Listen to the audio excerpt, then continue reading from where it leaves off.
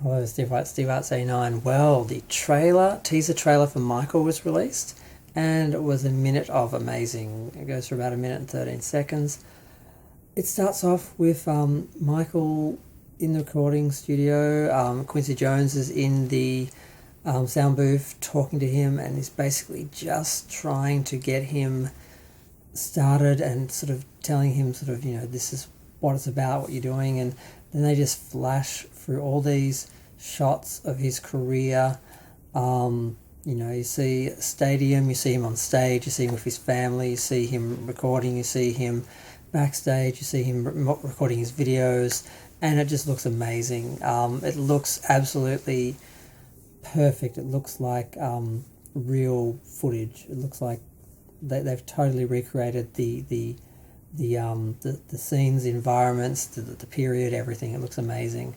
And then you just have him ask him Q to turn down the lights before he starts singing, and then Quincy basically tells him to keep his feet, still in the session, and then he laughs at that, and then Michael on the screen. It's like, it looks amazing. Now, I don't know what format this film is taking. I know it's like going to be an IMAX, and they're trying, I think, like what Grace Randolph said, I was just listening to her talking about it, if they can recreate the feeling of the Michael experience going to a concert, seeing him recording or making one of his videos, so if they can create that experience and put it on IMAX, and it would be amazing, and the film will really do well. I think, as she was pointing out, the reason why Bohemian Rhapsody did so well and everyone's been trying to sort of copy that success is they managed to recreate the feeling of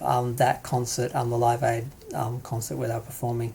And what really sucks, when I went to see Bohemian Rhapsody in the cinema, just as that part started, the screen went to black, and I thought, are you kidding me? They don't show the actual performance, but you could hear it.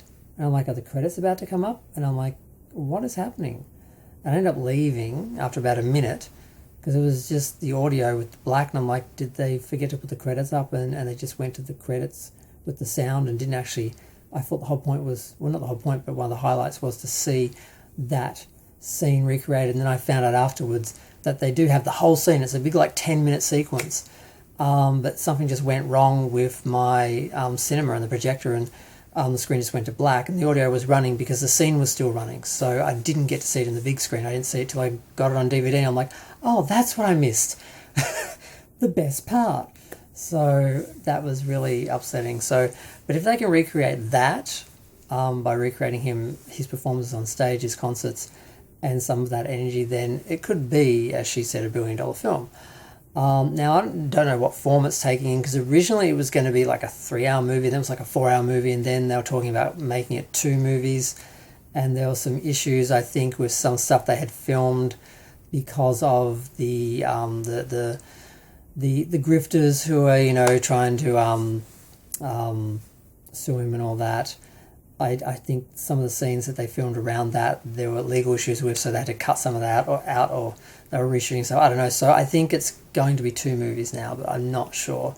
But I just really wish, I'm not going to, but I wish I could just go to IMAX and watch it. Because of course I'm dead, so I can't go to real things in the real world anymore. But I just, one of my biggest regrets in life is that I didn't see Michael Jackson live.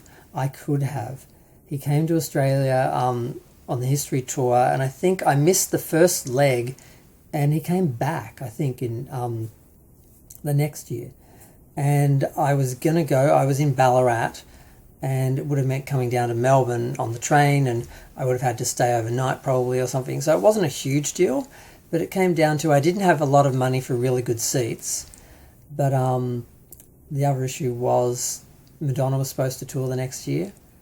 The assumption was she was going to tour soon, and because she had come on her last tour to Australia, I think everyone assumed she'd come again, and I wanted Madonna to be my first concert, so I didn't go to Michael Jackson because I wanted Madonna to be my first concert.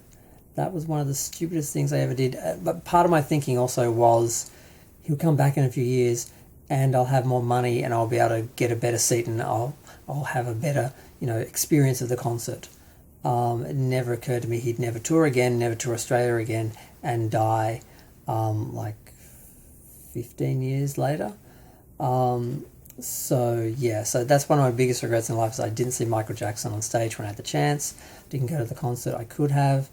And I didn't end up seeing Madonna for 21 years.